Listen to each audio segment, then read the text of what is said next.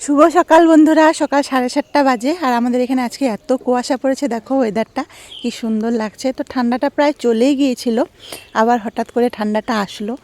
ভালো লাগে, ঠান্ডা তো ভালোই লাগে, কিন্তু ঠান্ডার দিনে কাজকর্ম করতে পারি না, এটাই একটা কষ্ট।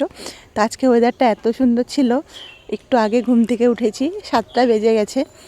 তারপরে বলি না একটু পুকুর পাড়ের দিকে যাই, সামনে এত কুয়াশা, মানে ওই সাইডের দিকেও হয়তো একটু কুয়াশা হবে।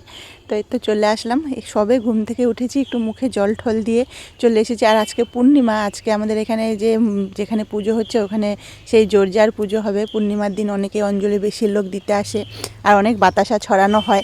তো আজকে যাওয়ার একটু ইচ্ছে আছে, দেখি কি করি। কিন্তু ওয়েদারটা দেখে মনটা খুব খুশি হয়ে গেল, এরকম ওয়েদারে একটু চা বিস্কুট হবে, বেশ মনোরম পরিবেশ। দেখো, আর এই আম গাছটাতে এত মুকুল এসেছে, আমি তো দেখিনি, এই পাশটা অনেক দিন আসা হয়নি। তো তো এবারে বেশ ভালোই মুকুল এসেছে। সব পুকুরের দিকে, দেখেছো, সব পড়ে যাবে, যা আম হবে সব পুকুরে পড়বে। আর আমরা কি করি, আম পেকে পেকে পুকুরে পড়ে গেলে আমরা পুকুরের জলে ডুবে ডুবে খুঁজি।